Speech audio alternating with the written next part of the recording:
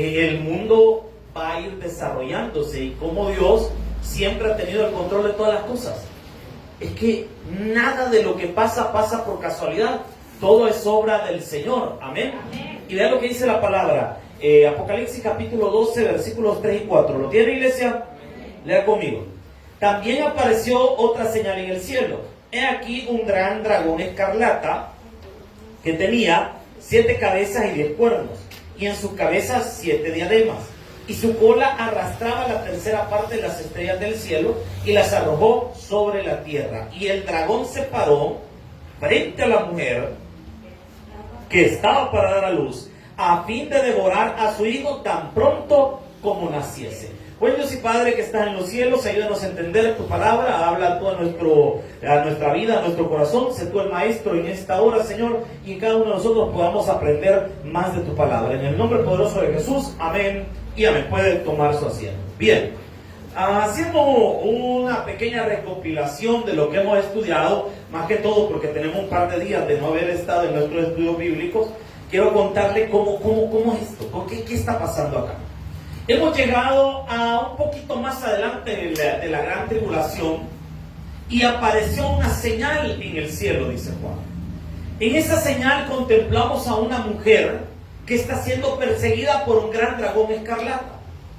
Hablábamos que la mujer es la nación de Israel y el dragón es Satanás. Y todos los imperios por los cuales, o a través de los cuales, Satanás ha buscado destruir a la nación de Israel. Y veíamos que esta bestia terrible de 7 cabezas y 10 cuernos no es otra cosa más que una metáfora para explicarnos el comportamiento de los imperios mundiales y quién está detrás de todas las cosas que ocurren a través de los eras y de los tiempos que buscan hacerle daño a las personas. ¿Quién incentiva las guerras? ¿Quién ha llevado a la gente a pelearse? El único que ha hecho todo eso, Satanás. Él es el gran dragón. Y lo vemos que tiene 7 cabezas. Hablamos que cada una de estas cabezas representaba un imperio mundial antiguo. Hablamos que la primera cabeza de la bestia, decíamos que era el imperio egipcio. Y explicábamos en aquella ocasión que el imperio egipcio, la primera vez que intentó destruir a la nación de Israel, ni siquiera había un pueblo de Israel, sino que lo que estaba era Abraham y Sara. Y le intentaron quitar, el faraón le intentó quitar a Abraham a la esposa, a Sara, y se la llevó. Pero Dios protegió a la nación de Israel. Después de eso, tenemos allá en la historia con la que inicia el Éxodo, cómo otra vez el imperio egipcio atacó a la nación de Israel matando a los primogénitos. ¿Y qué tenemos acá? El imperio egipcio atacando la primera cabeza de la bestia. La segunda cabeza de la bestia era el imperio asirio. Y explicamos que en el año 722 el imperio asirio conquistó Israel del norte y por poco conquista Israel del sur. Pero Dios de igual manera tuvo misericordia y peleó la batalla. ¿Cuántos dicen amén? Amén. Ahora, vamos a la tercera cabeza de la bestia. ¿Y cuál es esa tercera cabeza de la bestia? El imperio de Babilonia. ¿Se recuerda aquel cántico, los ríos de Babilonia? Los de la Bautista la ponen en alabanza. Y los hermanos, ay, pónganme los ríos de Babilonia. No, se volaban en alabanza, hermano. Que le gustara al pastor fundador no quiere decir que eso no lo hace alabanza, hermano. Pero la gente va que en sus pilas, está bien, respetamos. De hecho, una canción sionista, el movimiento sionista, mire, hay que entender, está el judío, está el sionista y está el israelita. Le voy a explicar cuál es la diferencia entre cada uno de estos. El sionista no necesariamente es israelita. El sionista no necesariamente es judío. El sionista es una persona que está a favor del Estado de Israel y que espera que el Estado de Israel pues permanezca y siga para adelante, pues, y que la nación de Israel se establezca como un pueblo. O sea, el movimiento sionista. De hecho, a muchas congregaciones evangélicas, por utilizar los emblemas de Israel, nos llaman movimientos sionistas. Ahora, el judío, por otro lado, no necesariamente es israelita, sino una persona que pertenece a la religión judía. Y Por otro lado, el israelita es una persona cuya nacionalidad es de Israel, es decir, nació en Israel. Eso no lo hace necesariamente judío, porque hay muchos israelitas que son cristianos. Algunos son católicos, otros son evangélicos, hay israelitas que hasta son musulmanes. Porque nacieron en Israel. O sea, es decir, nacieron ahí. Pero, ojo, pero, amén, amén, gracias. Pero no son necesariamente de la religión judía. Entonces a estas personas les llamamos israelitas. A veces hay una confusión con esto, porque nosotros pensamos que israelita es todo el que es judío. No, el judío es el de religión, el sionista es el del ideal, y el israelita es el de nacionalidad. ¿Me estoy dando a entender? Ahora, hay un odio que es tremendo hacia los judíos, y ese odio lo promueve directamente la bestia. Y el enemigo puso en el corazón de Nabucodonosor, que fue uno de los reyes de Babilonia, de hecho el máximo exponente de Babilonia es Nabucodonosor. Este señor, el enemigo lo incentivó para atacar a Israel, y vamos a ver de qué manera la tercera cabeza de la bestia casi logra destruir todo el legado de Israel.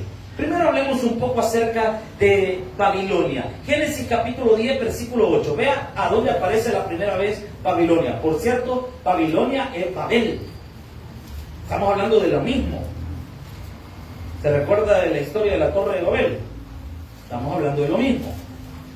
Génesis capítulo 10, versículos del 8 en adelante. ¿Entienden? Génesis 10, del 8 en adelante. Vea lo que dice la palabra del Señor. Y Cus engendró a Nimrod, quien llegó a ser el primer poderoso en la tierra. Este fue vigoroso cazador delante de Jehová, por lo cual se dice, así como Nimrod, vigoroso cazador delante de Jehová. Y fue el comienzo de su reino. ¿A dónde dice? Babel. Después vamos a ver que Babel aparece de nuevo en el escenario bíblico en el capítulo 11, siendo Babel el origen, ojo, anótelo ahí, el origen de las religiones falsas y el origen de todo movimiento que se quiere levantar contra Dios. El término Babel significa confusión, aunque en el lenguaje sumerio la palabra Babel también algunos la han interpretado como una puerta del cielo. Esto tiene cierto nivel de sentido, puesto que la idea de Nimrod era construir una pirámide que llegara tan alto que pudieran llegar a Dios. Y fíjese que aquí hay un detalle bien interesante. ¿Cómo eran las construcciones en Babilonia? He traído unas imágenes por ahí. Si las tenemos, ¿no las tenemos? Ay, hermana Silvana, es culpa de la hermana Silvana, ¿verdad? Mándenlas, por favor, gracias. Ahí está, ya la va a mandar, gracias. Entonces, oremos para los hermanos de multimedia, por favor, que el Señor lo ilumine, ¿verdad? Está bien. He traído unas imágenes por ahí que ya se las van a poner acerca de cómo eran las construcciones de Babilonia, porque de hecho con la forma en la que se construyó Babilonia está fundamentada en la Torre de Babel. Esa forma o esa estructura de construcción se le llama sigurat. Si usted está notando, la forma de construcción se llama sigurat. Cuando hablamos de la Torre de Babel, usted no piensa en la Torre de Pisa, porque todos los que dan clase a veces en escuela bíblica tienen la misma idea, que la Torre de Babel era una torre así como la Torre de Pisa. Y no era así, sino que la forma es la forma de sigurat. De hecho, esa manera de construir fueron las que tenían los indígenas acá en estos pueblos, la forma de sigurat. Es decir, ¿alguien de ustedes ha ido al Tazumal, por ejemplo? ¿Tazumal? ¿Alguna otra ruina que ha ido usted? Mi casa, mi hermano. ¿Como alguna otra ruina que ha ido usted? Tienen esa forma, ¿verdad? Así, como escalonada. Ese es un sigurat. Y de hecho la Torre de Babel tuvo que haber tenido esa misma construcción, esa misma manera. Es bien interesante que vemos que las primeras obras arquitectónicas de la humanidad fueron pirámides. Y esas pirámides tenían la forma de zigurat, la mayoría. Imagínense que las primeras pirámides de Egipto no eran así, sino que eran de la misma manera. Las primeras pirámides, incluso hay una pirámide que se encuentra en Grecia, porque no lo sabían, y los científicos no han datado la fecha de esa pirámide. Igual tiene manera de zigurat. ¿Y por qué? ¿Por qué vemos esto? El origen de todas las personas tenían algo en común. ¿A dónde había empezado toda la vida? Porque lo que estamos leyendo acá es básicamente lo que pasó después del diluvio de Noé. Ahí está, gracias. Pero esa Noé, que le paramos, o cámbiala, no sé. Es como una foto donde aparece un gran montón de volados. Esa es. Cabal, si la puede ampliar para que todos la puedan. Así, según los historiadores, se veía Babilonia. Y miren lo que está en medio, que era el templo probablemente a Nabu, una de las deidades de Babilonia. Miren la forma que tiene, de zigurat. Entonces, se cree que probablemente, a esta puerta que usted ve acá, esta puerta que no me recuerdo el nombre, de Istar, creo que se llama, estas puertas están en dos museos.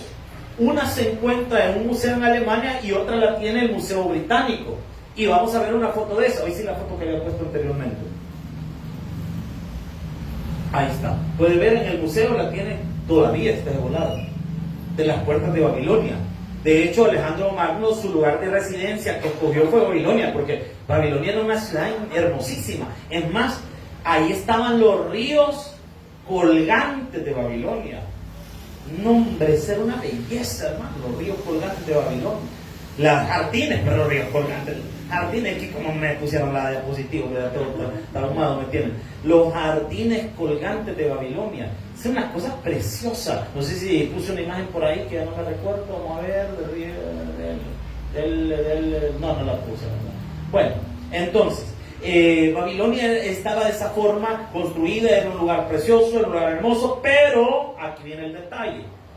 ¿Qué espíritu gobernaba o cómo se movía Babilonia? Voy a explicar. En el libro de Daniel nosotros vemos algo muy interesante. Cuando Daniel está orando para que Dios le revele las 70 semanas, dice que el príncipe de Persia estaba resistiendo al arcángel que venía a darle el mensaje a Daniel. Entonces aquí viene el detalle, la pregunta sería, bueno, ¿y cuál es el príncipe de Persia? No estamos hablando de la caricatura ni el videojuego, sino que el príncipe de Persia era un demonio que estaba básicamente gobernando Persia. O sea que detrás de los gobiernos mundiales, el que está operando es directamente el diablo, a través de sus demonios. Y mire, y esto se pone más interesante todavía, porque en la visión que Daniel tiene y que Nabucodonosor tiene también una visión respecto a los gobiernos mundiales, vamos a ver cómo vio Nabucodonosor a Babilonia y cómo la vio también Daniel, cómo se le reveló. Y aquí tengo una imagen, por cierto, pásenla, la imagen está una estatua. No, la otra estatua, la que está para atrás. Esa no es el león, ya lo vamos a ver bien. Esa, si la puede ensanchar. Vale. En Daniel capítulo 2 aparece esta estatua que vemos acá. También esta estatua tiene una relación con Daniel capítulo 7 y con Daniel capítulo 8. Cada una de las partes de esta estatua es uno de los imperios, que cada uno de estos imperios también es una de las cabezas de la bestia. Las primeras dos cabezas de la bestia no aparecen en la estatua, sino hasta la tercera cabeza de la bestia. Y vea qué interesante es esto. La primera parte es la cabeza propiamente, la cabeza de oro. Acompáñenme por favor a Daniel capítulo 2, versículo 32.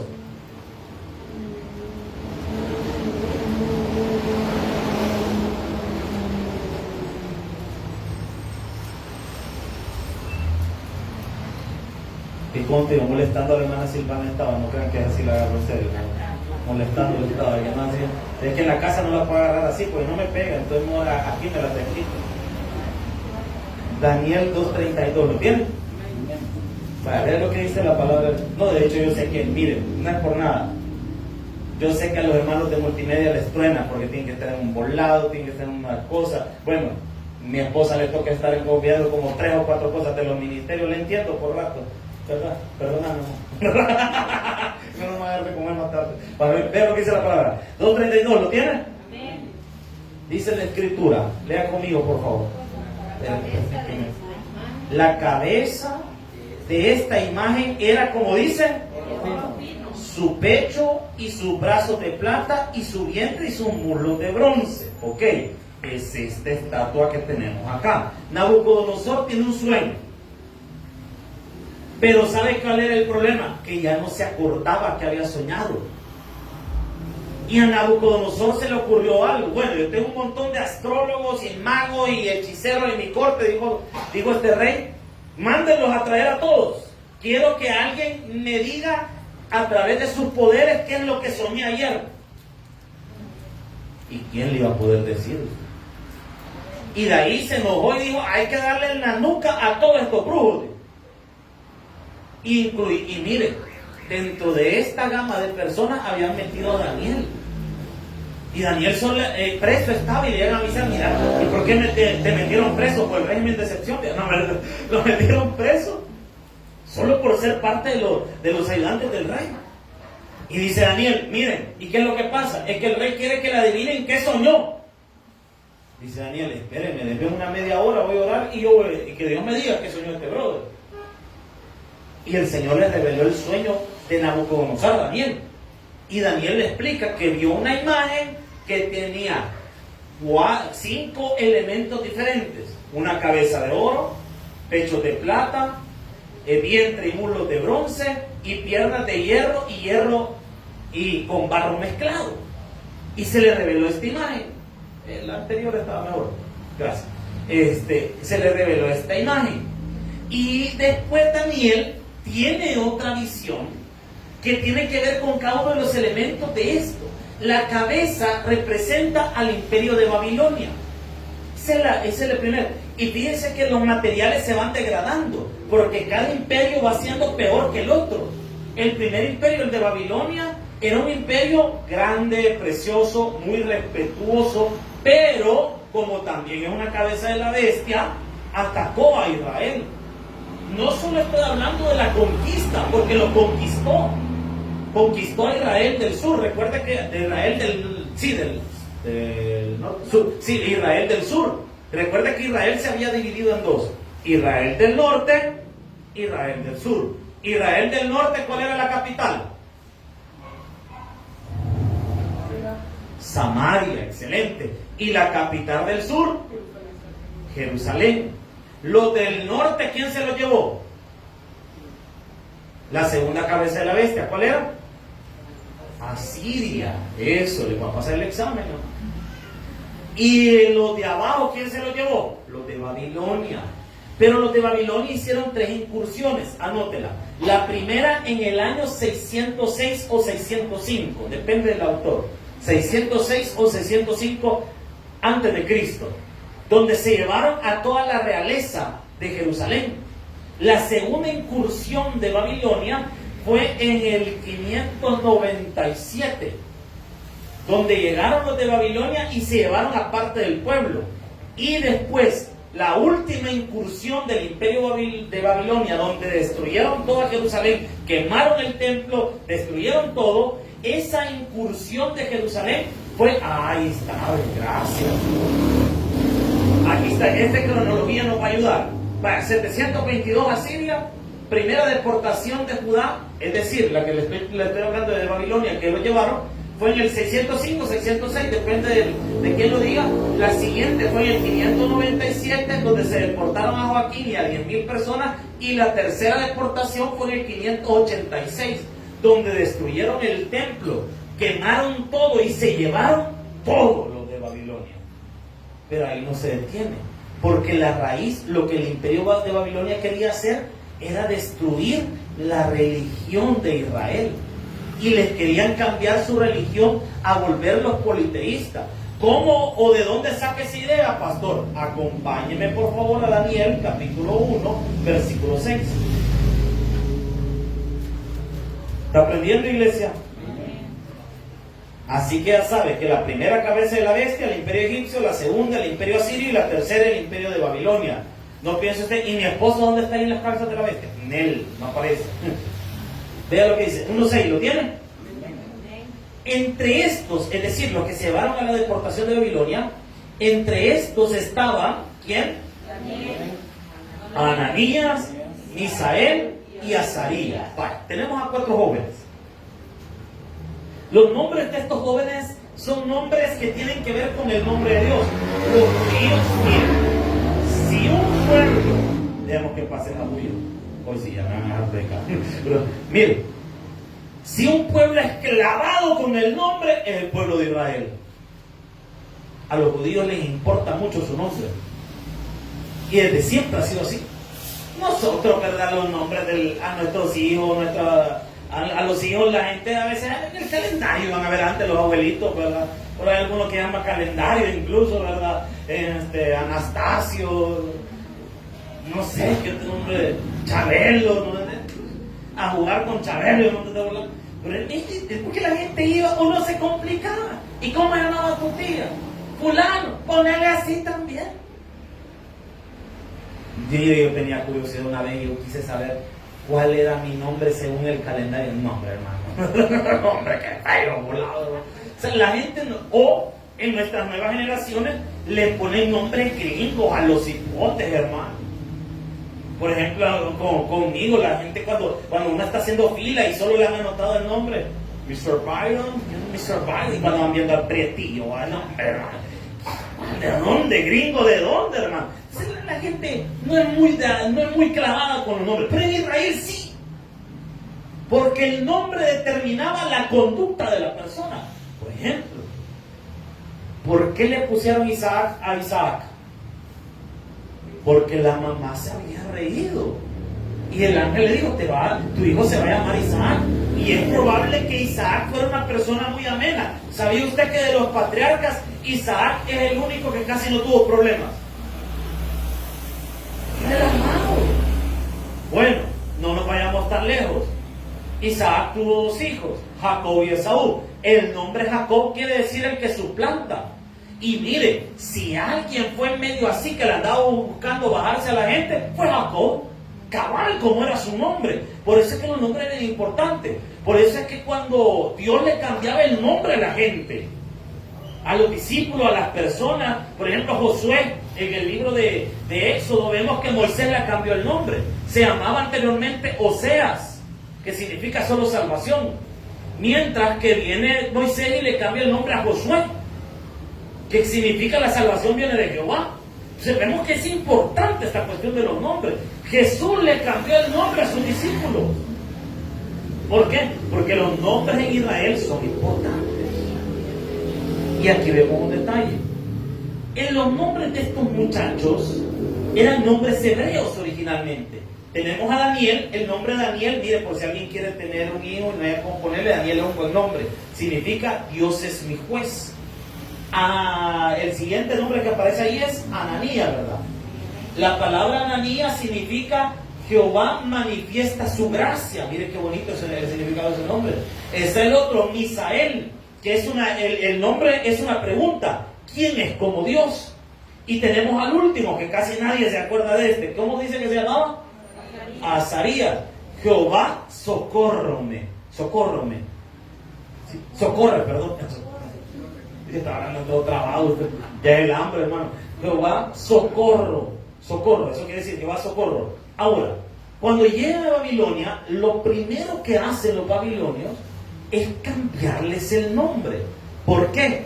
Porque en el pueblo judío el nombre es mi identidad. Es lo que yo soy y me une a Dios en el concepto. Mire, los judíos tienen un montón de cosas simbólicas. ¿Nunca se ha preguntado usted por qué los judíos se dejan crecer la barba tanto? Pastor Josías por vacílselo. No es porque es judío, hermano. Llegué con el pelo y mi hermano, mire, cuando vayan a cortar los palos, hermano, le hacen el favor de un solo. Pero miren, no, los judíos se la dejan crecer con un motivo. Yo no sé si usted sabía eso. Porque para el pueblo hebreo, la barba es la conexión entre el cerebro y el corazón. Por eso se lo dejan crecer. Porque es el vínculo entre el cerebro y el corazón. Es interesante todas las cosas, todo lo que hacen los judíos tiene un símbolo. Por ejemplo, el talí y el kipa, todo eso es simbólico. El kipa, o el sombrerito que usted ve que usan los judíos en la cabeza, es que significa que nadie puede pasar más alto que esa altura y que Dios está sobre todos nosotros. Mientras que el talí representa la cobertura de Dios en la vida del hombre. Todo tiene símbolo. Entonces, para el judío, el nombre es sumamente importante, pero vienen los de Babilonia que quieren cambiar la religión de ellos y volverlos idólatras. Y esa es la manera en la que el enemigo atacó a Israel a través del imperio de Babilonia. No solo en la conquista y la deportación, sino también, y esto póngalo muy claro y anótelo ahí, sino a través de las religiones falsas. Porque Babilonia es la cuna de todas las religiones falsas. Es el origen de todas las religiones falsas. Por eso que más adelante en el Apocalipsis nosotros vamos a ver que aparece la gran ramera, que también se le llama la gran Babilonia. ¿Por qué? De manera simbólica, porque Babilonia es la cuna de las religiones falsas. ¿Y qué representa la gran ramera? Porque la gente dice, mire, pero esa no es la iglesia aquella. No. ¿Qué es la gran ramera? Las religiones falsas. Esa es la gran ramera, las religiones falsas. Y vean algo bien interesante. El nombre que les cambiaron. Leímos el versículo 6, ¿verdad? Acompáñenme al 7. A estos, el jefe de los eunucos, ojo, ustedes saben que es un eunuco. Un eunuco era un hombre que lo castraban para poder cuidar a la esposa del rey. Porque el rey no iba a confiar que otro men estuviera ahí en el cuarto con la señora, ¿verdad? Entonces, ¿qué hacía el rey? Los castraba para que estuvieran en el palacio y no desconfiar de ellos. Entonces, a esa práctica, a esas personas que eran castradas para habitar en el palacio y cuidar de las hijas del rey y de la reina, se les llamó eunucos. Y vean lo que dice la palabra. ¿Quiero ver dónde me quedé? Pues puso nombres. Puso a Daniel Belsasar. ¿Qué significa la palabra Belsasar? Quiere decir que Ben guarda su vida. ¿Y quién es Ben? No estamos hablando de Ben 10, hermanos. Ben era uno de los dioses de los de Babilonia. Entonces le está cambiando. Recuerden, el nombre de Daniel dijimos que significaba Dios es mi juez. Pero en Babilonia le cambiaron el nombre y le pusieron Ben guarda su vida. Lo que está haciendo Nabucodonosor es tratando de alterar la identidad del pueblo de Israel y convertirlo en un pueblo idólatra. Convertirlo en personas idólatras. Mire, la herramienta número 1 de Satanás para tratar de destruir a la humanidad no son los actos de violencia. No. ¿Sabe cuál es la mejor herramienta de Satanás para destruir a la humanidad? La religión. Mire, si de algo tenemos que dar gracias nosotros a Dios, es que estamos en una iglesia que se predica la sana doctrina.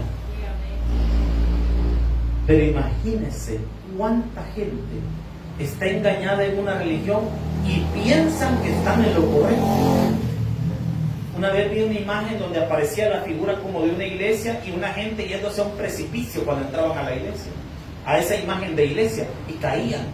Hay mucha gente que literalmente cree que va a ir al cielo porque son buenas personas, porque en la iglesia donde ellos van le han dicho que tienen que hacer obras para salvarse, cuando la Biblia nos enseña que la salvación es por gracia.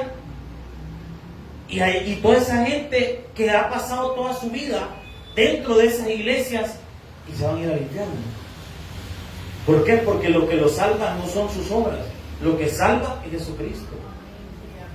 Hay sectas que trabajan también, que tienen una amplitud de literatura. Por eso yo siempre le digo a usted, cuando lea algo en internet, tenga cuidado e investigue la fuente. Porque hay muchas sectas que publican cosas en internet y tienen estudios completos de su doctrina de secta, y los tienen bien desarrollados. Adoctrinan a sus niños. Mire, solo porque el culto es grabado y va a quedar en internet, no puedo mencionar nombres de sectas que hacen esto. pero hay una que se congrega solo los sábados y que tienen una cantidad de literatura, hermano, pero impresionante.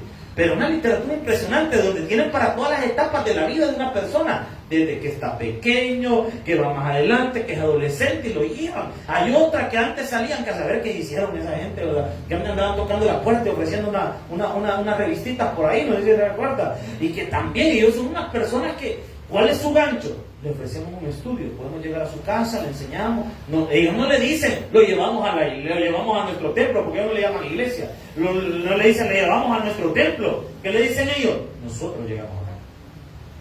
Hay otra religión bien grande también, que siempre anda un chelón y un enanito, ¿se han fijado? Y que andan ahí por los pasajes, por las casas. ¿Y cuál es el gancho de ellos? Mire, nosotros damos clases de inglés, venga a nuestro templo, ahí va a encontrar, les damos clases de baloncesto, damos clases de esto, les ayudamos a facilitar la visa, y la gente llega a esos lugares. Imagínense una persona que ignore totalmente las escrituras y le presentan esas religiones y las termina creyendo. Satanás ganó ahí, porque a Satanás no le interesa en quién usted crea, con tal que no cree en Dios es suficiente. Al enemigo no le interesa, y ese es exactamente lo que estamos viendo acá. Vea el siguiente, tenemos el siguiente es Ananías, ¿verdad? Vea cómo dice la palabra del Señor en el versículo 7. Ananías le puso Sadrach, y la palabra Sadrach quiere decir siervo de Acu. Acu era otro de los dioses. Misael, que significaba su nombre, quien es como Dios, le puso Mesac, que quiere decir quien es como Acu. Y Azarías, que su nombre significa Jehová socórreme, le puso Abed-nego, que quiere decir siervo de Nego, otro de los dioses de la Babilonia. Entonces, vemos acá cómo el enemigo a través de la religión intenta cambiar el pensamiento de Israel y convertirlo en una nación idólatra. Es exactamente lo que el enemigo busca en nuestros días. La herramienta principal del diablo. Mire, si el diablo, decía por ahí una ilustración de una persona, lo leí en internet, el diablo una vez tenía que subastar sus herramientas porque había quedado pobre el infierno. La escasez había llegado hasta el infierno y Satanás tenía que ofertar su herramienta. Ahí tenía el odio, el rencor, la amargura, y allá a lo lejos, entre sus herramientas, aparecía la cara de un niño en el fondo. Y alguien le pregunta al diablo, mira diablo, y esa herramienta que tenés ahí al fondo, que tiene cara de niño, ¿a cuánto la das? No, dijo, no la vendo. ¿Por qué, hombre? Si no todo está vendiendo. No, pero es que esta es mi mejor herramienta, esta no la puedo vender. ¿Y cómo se llama esa herramienta que se ve tan inocente? Religión. ¿Cuánta gente hemos escuchado hablar y decir, yo voy a morir en la religión de mis padres? Pregúntale, ¿y usted entiende la religión de sus padres? Hay otros, porque no todos son así, hay otros que estudian sus doctrinas y sus doctrinas se las pueden cavar. Y mire, aparecen ahora en redes sociales anunciando sus doctrinas y parecen bien firmes sus pensamientos. Pero cuando usted va a la Biblia, no tiene contenido bíblico. Todos son especulaciones, todos son otras cosas. ¿Dónde está el problema con las religiones? La religión más peligrosa es la que más se parece a la verdad, pero no es la verdad. Esa es la religión más peligrosa. La que parece más a la verdad, pero no es la verdad. Y usted puede ver ahora en las diferentes sectas y en los diferentes grupos, usted puede ver que ahora cantan coros. Ahora hay predicadores. Y cada vez el culto se parece más a un culto cristiano. Y la gente que dice, no, es que mi religión está cambiando. ¿Por qué? Miren, si ahora cantamos la misma alabanza que ustedes cantan. Ustedes cantan alabaré, nosotros también. Ustedes cantan el poderoso Israel, nosotros también, amados. Estamos en la misma línea. Hablemos de doctrina. No hablemos de las cosas en apariencia. Hablemos de doctrina. Ahí están las grandes diferencias. Por eso es que yo le invito a usted a que usted debe conocer la doctrina. Hay gente que incluso ha tenido años de estar en un tabernáculo y se han terminado en una secta. ¿Por qué? Porque nunca conocieron la doctrina. A mí me pasaba algo. Yo veía en la mayoría de iglesias, a veces la gente aquí se asombra que nuestro culto más lleno, uno de los cultos más llenos de la iglesia, por ejemplo, un día miércoles, jueves, hoy milagro, lo que va a mira, pero los cultos en nuestra iglesia se suelen llenar los días de estudio bíblico. Bueno, a veces sumándolos, la gente que viene el domingo a las 8 y a las 10, llegamos al nivel de la asistencia de un día miércoles. Gracias a Dios estamos en una iglesia que le gusta el estudio bíblico. Pero hay gente que no le importa los estudios bíblicos, hermano. Ay, no, hermano, ¿y a qué vamos a ir? Estudio bíblico. Ay, qué aburrido. Vamos mejor otro día, o un día donde el pastor ande más chistoso y le han dado payaso de comer para que nos haga reír a todos. El estudio bíblico es sumamente importante. ¿Por qué? Porque esa carne fuerte que todos necesitamos para que nadie nos baje. Para que nadie nos baje. Ahora, veamos algo más que aparece en el libro de Daniel. Daniel capítulo 7, versículo 2. Daniel 7, 2. Vean cómo se va a comportar. Aquí vamos a ver una figura que aparece representando a Babilonia y que nos va a ayudar a entender cómo se iba a desarrollar Babilonia. Daniel 7:2, ¿lo tienen? Amén. Daniel dijo: miraba yo en visión de noche, y he aquí que los cuatro vientos del cielo combatían en el gran mar. Vale. Vamos a desarmar esta visión. Primero, aquí en nuestro lenguaje tenemos un pleonasmo, porque dice Daniel: miraba yo en mi visión. Eso es un pleonasmo. Pues ¿cómo lo va a ver? Si usted dice estoy viendo en la visión, y no, la visión significa ver, hermano. La manera correcta es decir tuve una visión en nuestro lenguaje. Pero aquí tenemos algo que se llama hebraísmo. ¿Y qué es un hebraísmo? Un dicho propio de Israel o de la nación de Israel. Por ejemplo, los hebraísmos son aquellos, los judíos repiten algo. Por ejemplo, usted ve en el libro de Génesis cuando José dice: soñé un sueño. ¿Y qué más va a soñar usted? Ah, una pesadilla. ¿Y qué es una pesadilla? Un sueño. Entonces, cuando los judíos suelen repetir una palabra para hacer énfasis en una verdad, Jesús en el Nuevo Testamento lo escuchamos a través de los evangelios decir: de cierto te digo. ¿Y por qué hace énfasis en ese desierto? Porque lo que va a decir es una aseveración. Cuando el judío va a aseverar algo, lo recalca. Por eso Daniel acá nos dice: y Daniel dijo: miraba yo en mi visión de noche, he aquí que los cuatro vientos del cielo combatían. Los cuatro vientos, cada uno de los vientos es un imperio de los últimos cuatro imperios mundiales: Babilonia, Persia, Grecia, Roma. Los cuatro vientos son Babilonia, Persia, Grecia, Roma, que estaban combatiendo encima de ¿qué dicen? De las arenas del mar. ¿Qué representa el mar? El mar es todos los pueblos y toda la gente. Ese es el mar. Y vean lo que dice la palabra. Versículo número, ¿qué me queda? 3. Y cuatro bestias grandes, diferentes la una de la otra, subían ¿de dónde? Del mar, de la gente. La primera era, como dice, y tenía alas de águila. Vaya. Imagínese usted un zulión con alas, usted. Mira, a mí se me falló el dato, de verdad, se me fue el dato. Le iba a investigar a qué velocidad puede correr un león. Sí, esos animales. Mire, por cierto, aclarando, el león no caza, yo no sé si sabía, el león solo se dedica a defender. La que caza es la leona. Así que algunos espíritus de león es el que tenemos, hermano. Amén. Ay, ¿qué haces eso? A 80 kilómetros por ahí. Ese animal, usted corre más rápido que el carro. Sí. 80 kilómetros por hora es rápido, hermano. Imagina el animal. Y usted queriéndosele correr, no, hombre, mejor dígale, por lo menos ora, papito, ¿verdad? Dale gracias a Dios por la comida que te va a dar, ¿verdad? Porque es tremendo, o sea, es tremendo. Y ahora imagínese un león con alas usted. ¿Qué significa o qué representan las alas de este león? Ya le voy a explicar, pero sigamos leyendo para poder entender bien esto. ¿Quiero ver? Sí, me acabó el tiempo. Quiero ver el versículo 4. Y la primera era como león y tenía alas de águila. Yo miraba hasta que sus alas fueron, ¿qué dice?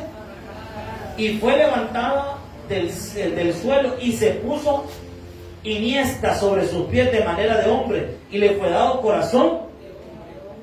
Bueno, voy a explicar todo este simbolismo. Las alas representan la rapidez. De hecho, Babilonia se convirtió en una potencia mundial muy rápido. Rápido. El león representa la ferocidad, el ataque, la fuerza, siendo el mejor de los imperios. Por eso que también en la visión de Nabucodonosor aparece como la cabeza de oro. Y el ponerse iniesta, las alas le fueron quitadas. ¿Qué representa? Que ya no pudo crecer más el imperio, de repente se estancó. ¿Y qué le tocó hacer a Babilonia a lo largo de su historia? Después que ya no pudo crecer más, le tocó defenderse. La postura del león en iniesta es el león que está parado con las garras salidas. Esa es la iniesta del león, cuando está parado así. ¿Se han fijado? Por ejemplo, el banco, los carros Peugeot tienen una imagen como de un león en iniesta. ¿Se han fijado? Entonces, eso es lo que representa el león así parado, que está defendiendo de los ataques. Babilonia, en los últimos años del imperio, le tocó estarse defendiendo de todos sus enemigos. Pero dice también que le fue dado corazón de hombre. Eso tiene que ver con Nabucodonosor. Porque si usted lee el libro de Daniel, en una ocasión Nabucodonosor se le subió la viruta a la cabeza. Y de repente, viendo toda aquella ciudad, empezó a decir: esta es la Babilonia que yo construí. Y a Dios le desagradó el comportamiento de Nabucodonosor. Y dice la Biblia que Nabucodonosor anduvo como que era animal en el bosque, hasta que reconoció que Dios es sobre todas las cosas. Y cuando reconoció que Dios es sobre todas las cosas, aparece Nabucodonosor, por cierto, en el libro de Daniel, contando su experiencia y cómo Dios lo humilló. Y ahora él reconoce que hay un solo Dios, y ese Dios es Jehová de los ejércitos. Por eso es que aparece Babilonia de esta forma. El próximo jueves vamos a ver la cuarta cabeza de la bestia, que es el imperio persa, y vamos a descubrir a la luz de las escrituras cómo es que se comportó de esa manera. Regalemos un fuerte aplauso al Señor. Vamos a orar. Dios y Padre que estás en los cielos, gracias por la vida de mis hermanos y hermanas, Señor, que han estado en tu casa y en tu iglesia. Gracias, Señor, por lo bueno que tú eres. Gracias por tu fidelidad. Gracias por tu misericordia y tu grande amor. Te pedimos, Señor, que nos ayudes a seguir adelante, a conocerte, Señor. Pero si hay alguien en esta noche que no te conoce, oramos hoy por su vida, especialmente por los que nos ven a través de la transmisión. Si tú nunca has recibido a Cristo como Señor y Salvador personal, te es necesario nacer de nuevo. Venir a Jesús, entregarte a Cristo y permitir que Él renueve tu vida. Si tú quieres cambiar tu vida, ora conmigo de la siguiente manera, diciendo: Señor Jesús, yo te recibo hoy como mi único y suficiente Salvador personal. Creo que eres Dios, que moriste en la cruz por mis pecados. Me arrepiento, soy pecador. Perdóname, Señor. Gracias al Padre por haber enviado al Hijo a morir en mi lugar. Gracias, Jesús, por salvar mi alma hoy. En Cristo Jesús, mi Salvador. Amén y amén. Denle palmas.